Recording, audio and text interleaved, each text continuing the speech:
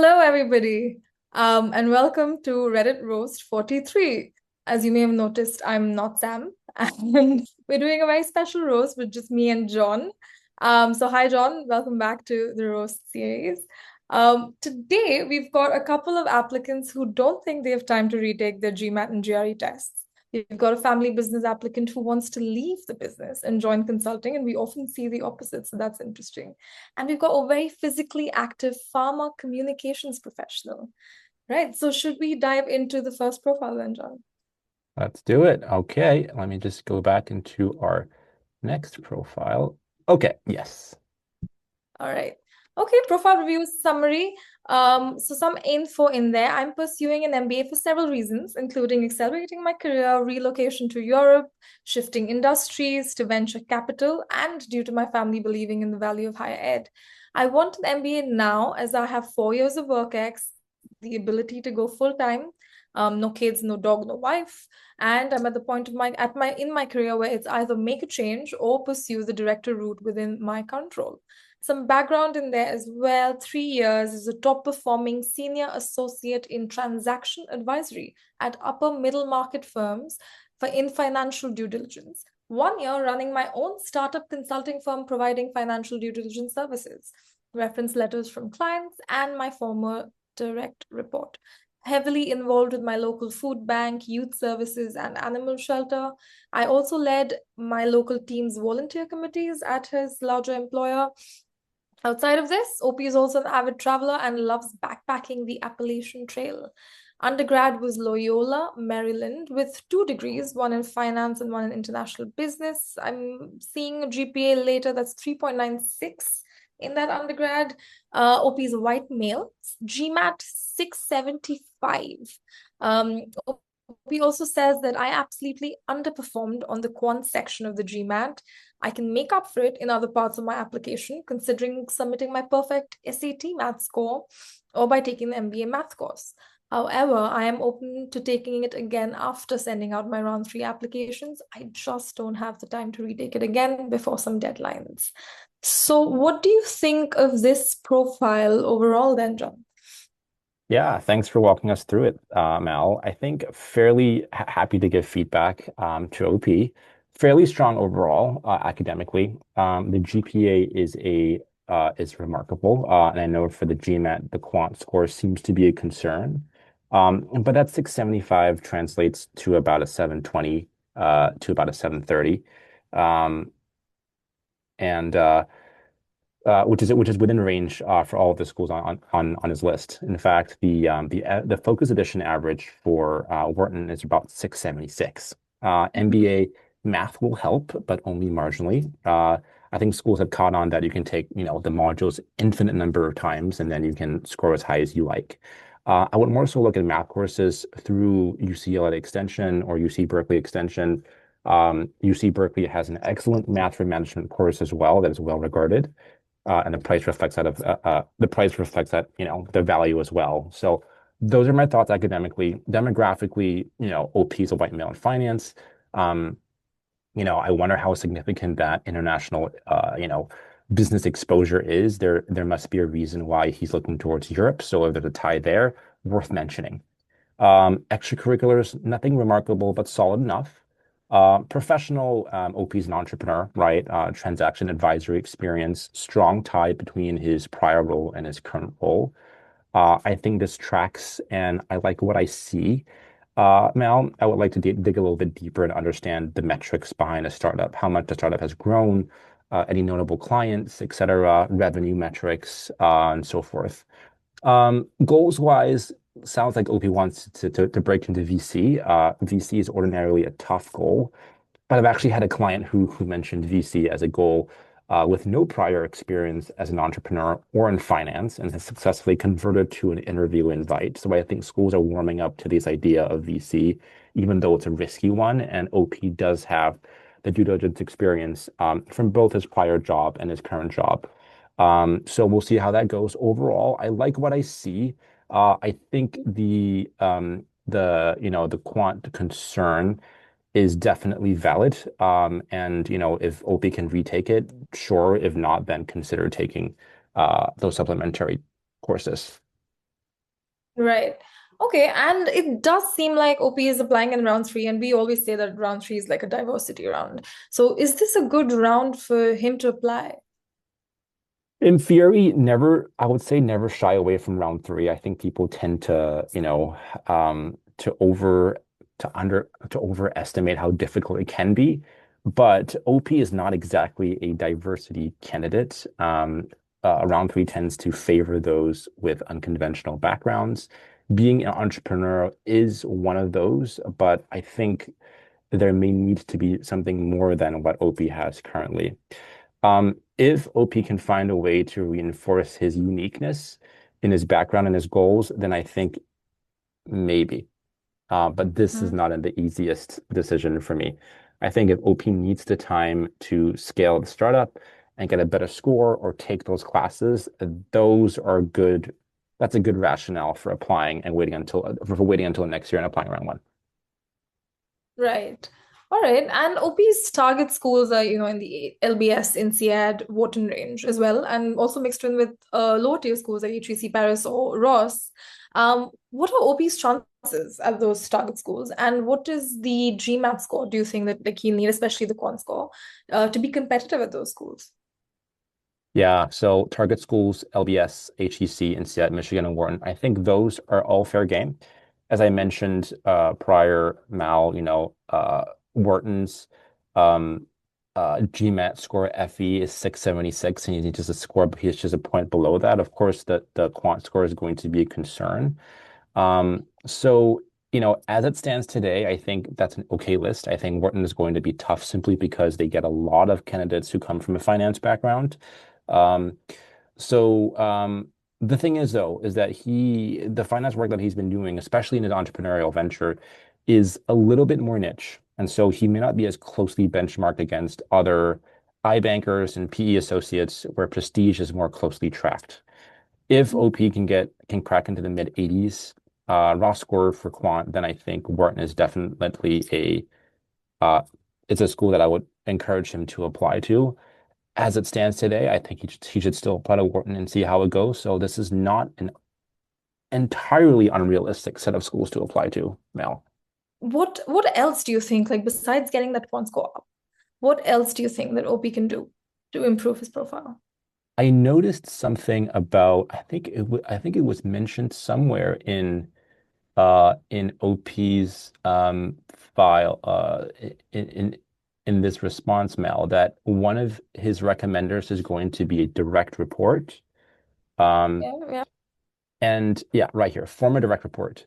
I think if if you're asking someone who reported to you to write a recommendation, that can be Mm. dicey because that person is not necessarily in an evaluative position. And this is obviously tough because most entrepreneurs who apply to school, you can't exactly ask a coworker or someone who works for you to submit the recommendation because, they have, they don't have an incentive to be, impartial and transparent in their write-up. And so, the client's, recommendation coming from a client is a good instinct. I would say pick something else beyond from a direct report, maybe a different client or an investor, or maybe, a former manager from their prior work, especially because, OP is coming from a position of having worked for a reputable firm and then forayed into entrepreneurship. Yeah. Yeah. I would also like to kind of his extracurriculars as well. I think really focus on, leadership Mm, responsibility that agreed. yeah, mentioned like the local food bank, youth services, the animal shelter. But yeah, like what leadership roles have you held there, and what initiative have you taken? I did see that he did lead his local team's volunteer committees, so that's a good one. But yeah, That's a good focusing one on that indeed. as well in your yeah. All right. I think we've covered all of the questions that we had about OP's profile. Are we ready to move on to profile two? Yes, let's do it. Good luck, OP. All right, let's go to second one. Okay, all right. All right, diving All into profile two. Mel, over to you. right, profile two. 27 female, international, MBB, and a low GRE concern. So this is a 27-year-old female applicant, international from an underrepresented country. The GPA is 3.62, has a non-US undergrad, hasn't specified in what though. Work experience, 5 years at MBB with multiple promotions. There's some strong leadership exposure and client impact as well. LOR is expected to be very strong, senior partners, and clients, highlighting analytical skills and impact.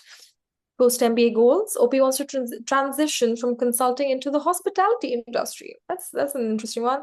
Usually, lots of people who want to get into MBB. Strategy, ops, general management. Other factors, I have a full scholarship secured already, but not from the MBB firm. Applying in round one to CBS, Stern, Johnson, and Fuqua. Main concern is that OP has a GRE score of 315, but has no time to retake it. And this is like, I think, like the previous applicant as well. No time to retake it due to work and personal constraints. I see some questions in there. We'll get to those. But what do you think of this profile overall first? All right, thanks for sharing that, Mal. I'll go from the top. Academically, OP's profile, academic um, uh, pillar is okay. That GRE is concerning, especially for some of the schools on her list, like CBS and NYU Stern, um, where we kind of seeing the bottom of the 80% range for those schools. CBS and NYU is about 318 to 320. So that's about 5 points above her current score of 315.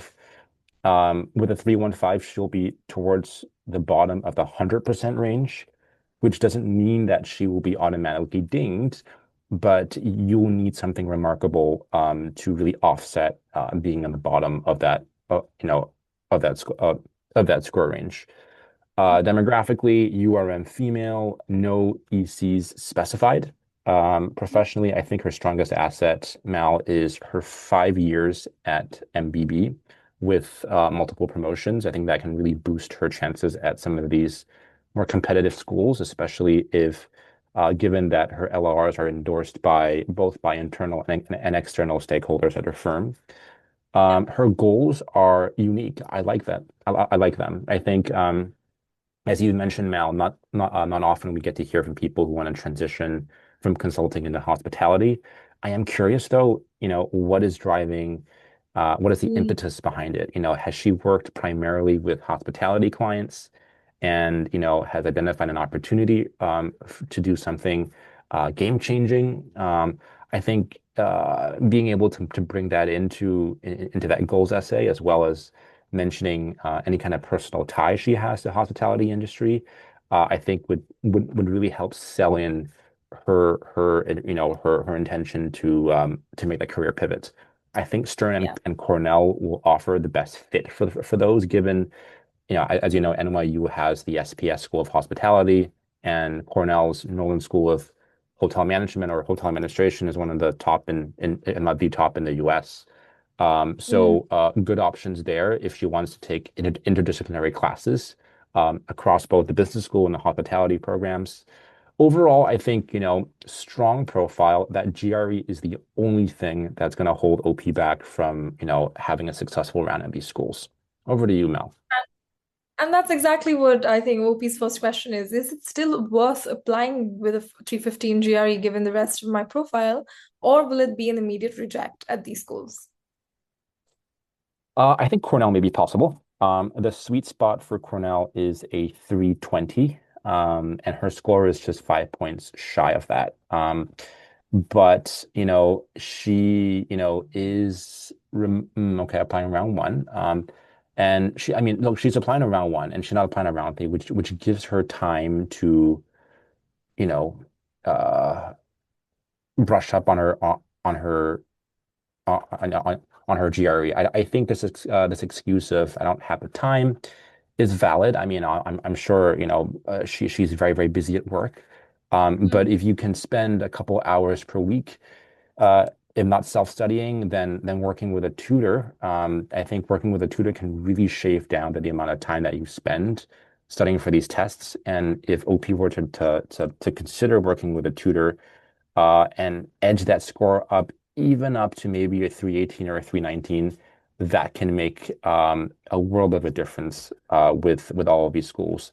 But as it stands today, if she has to submit that 315 Mal, I think Cornell is probably the most realistic option. Mhm. Okay. And if it's just Cornell, would OP be better off then with a test waiver if the score is 315?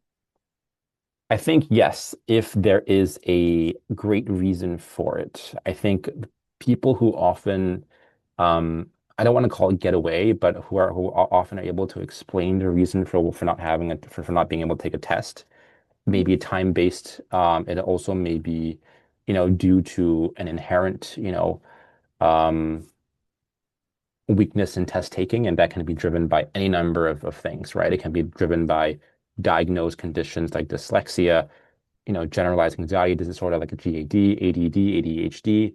So if there's any of that, then, worth mentioning in the rationale for getting a test waiver. And absolutely, OP should mention this in her optional essay when she applies to these schools.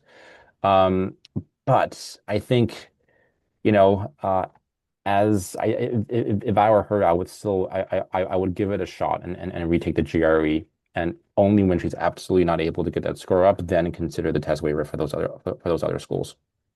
Yeah, especially because this is an round one application, so that gives you what we've got about 8 months to kind of prep for the GRE and take that, especially with a tutor. I think that could be very, very doable.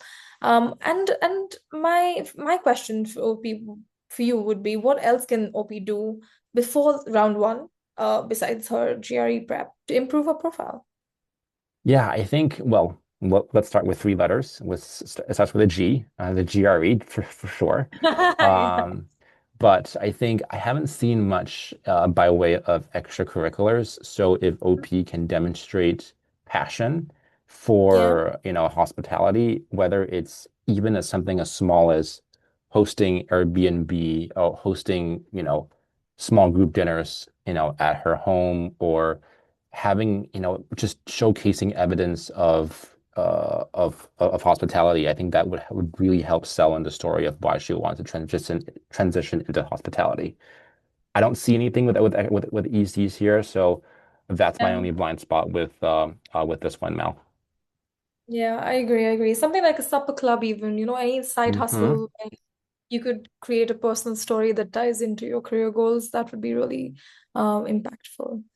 All right. Thank you for that analysis, John. Are we ready for our profile three for today? Yes, let's do it. Next OP. Next, OP. Need help understanding what to target. All right, so briefly about my background: 23 male, young, ORM, undergraduate, top two Canadian university with a 3.89 GPA. Also was on the Dean's Honor List. That's great. GMAT not taken yet. OP is taking this in April. Did a mock without any prep as a diagnostic and got a 640.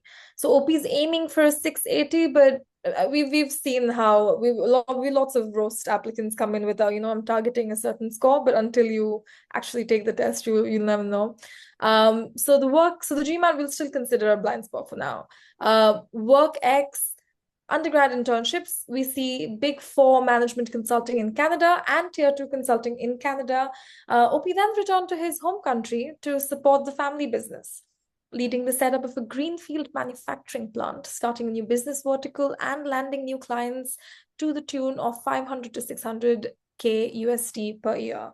There's a lot of details that OP says that he can talk about in his application. Spent his first year traveling to know more about the business, and for business development will be 2.5 years in the role only at the time of applying.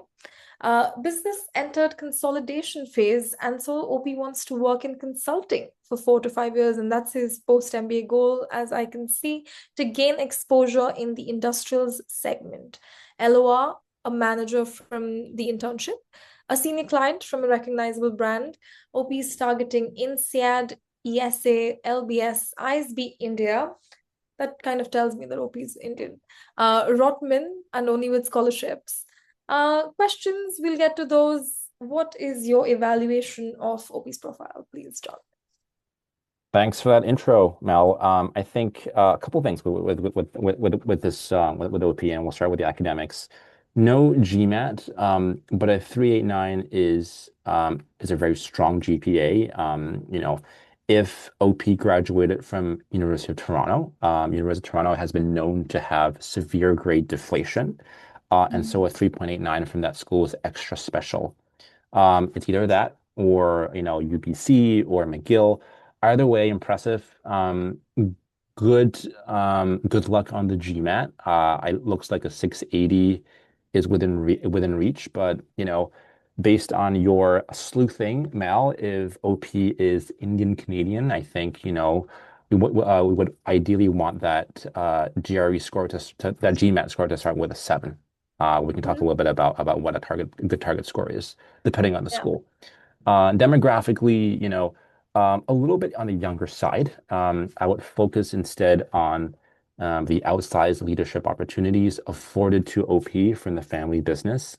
I think if you have had the experience of managing people with decades of experience, you're a senior, from a young age, and garnering the scar tissue of failures and so forth, that are the stories and the ammunition that will help allay um, AdCom's doubt that you're not mature enough for an MBA program. So ECs are not specified, so I won't go into that. Professionally, I alluded to this already, but I do like the family business angle, especially one that has traction. What I don't see is work experience beyond the family business, and beyond that potential internship. I think it's always good for applicants to have both family business work experience as well as the experience of having worked in a well-known company. But if OP wants to apply to school now and doesn't have that opportunity to speak of, then that's fine. Just have to make sure that the recommendations are as impartial as possible. Um, Goals, look, consulting is a fine goal, one of the most popular goals, as we all know, throughout this channel. But I would, angle it, I would have OP return to the family business as a long-term goal. And business schools love family businesses because you are guaranteed a job offer and a Mm. salary. And if it's a big school, if it's a big family business, schools will like that.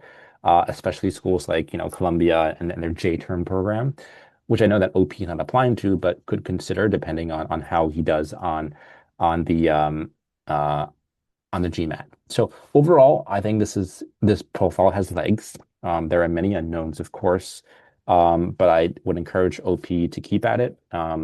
Garner more strong leadership experience as he can, getting his recommenders to validate many of the leadership experiences, and many of those schools, as a result, will be within reach.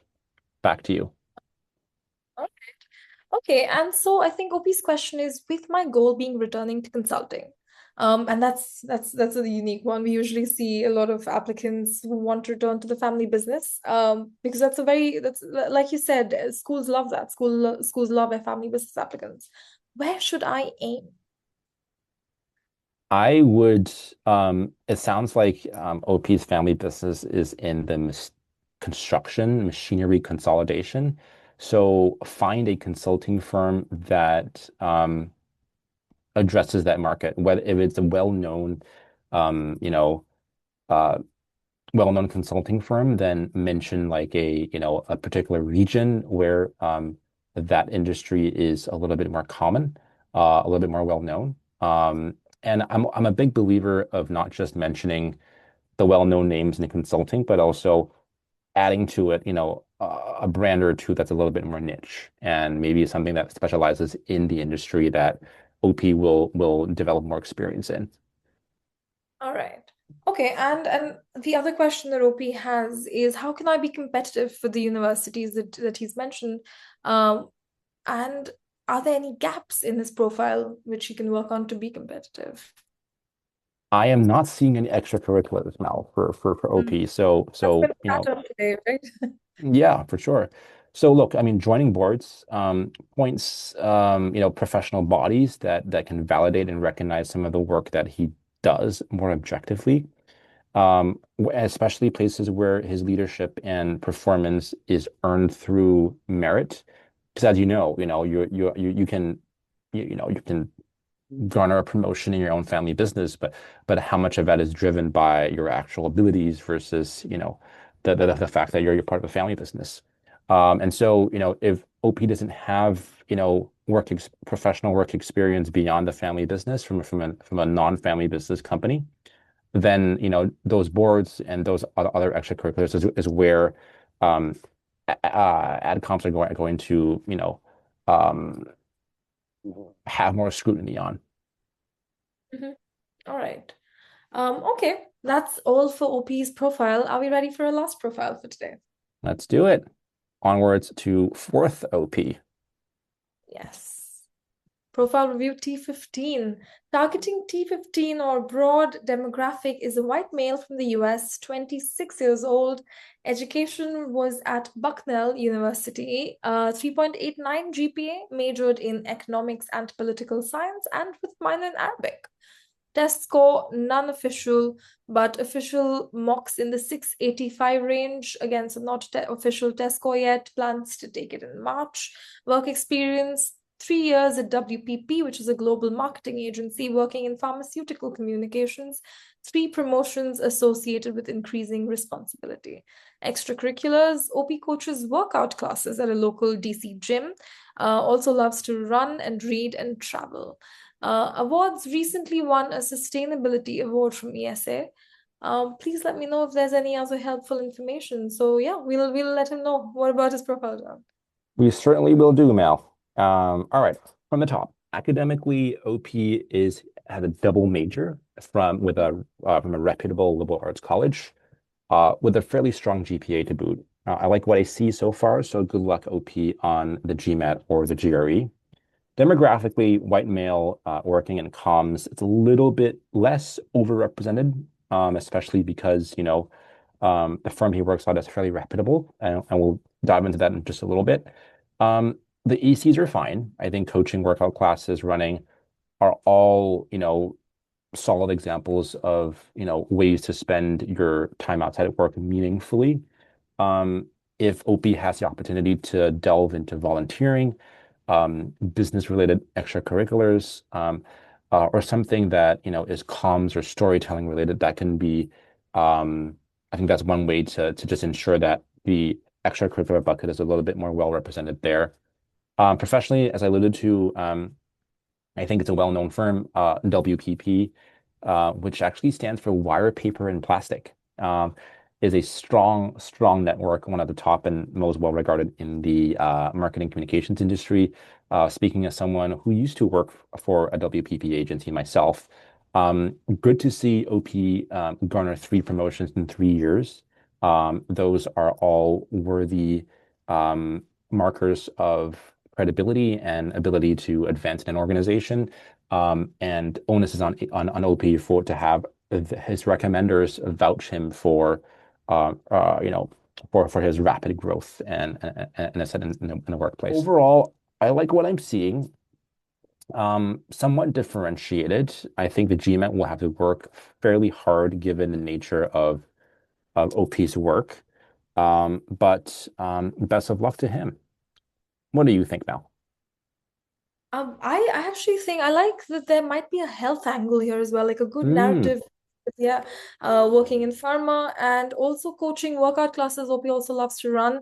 So I do think like mm, by being quite physically active and caring a lot about, like health and fitness, sure. that could really tie together, his ECs and his professional into some really good stories for his goals.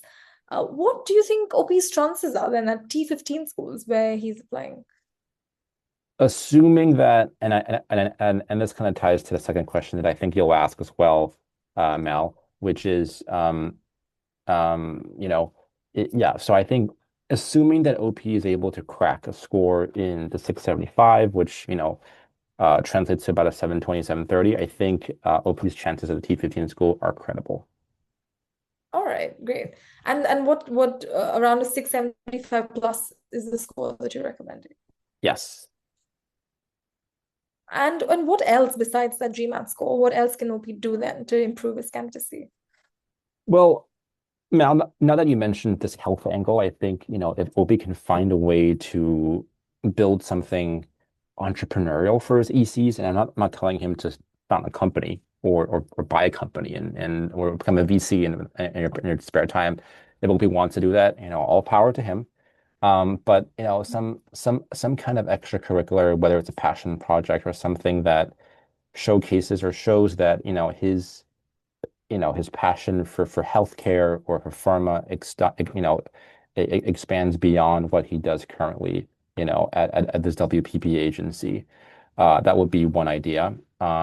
If not, then maybe business-related extracurriculars or volunteering, is never a bad idea. And or maybe finding ways to extend his skills and background, his skills and experiences in healthcare consulting, from a communications angle to maybe local businesses, right? If OP describes himself as a strong storyteller, how might he share those storytelling gifts with those in the community? I think that's what schools would like to see, and that's what's going to help round out his profile. And make him more competitive for many of these schools. And you never know, maybe he may be eligible for some of these, or maybe a great target for some of these dual degree programs. For instance, Haas has both a MBA and MPH degree, and some of the other schools have similar ones as well. All right, great. Thank you for that profile review, Jon. I almost called you Sam right there. Force of habit. Sam today. Yeah. All right, that's all of our profiles for today. Thank you so much for joining me, Jon, for this roast. And if you liked it, please do give this video a like and subscribe to the channel. And if you want your profile roasted, send it to us, DM it to us on Reddit, on YouTube, wherever. All right, I will see you very soon for another roast, hopefully, Jon. Roast Good you at next it. time, Mal.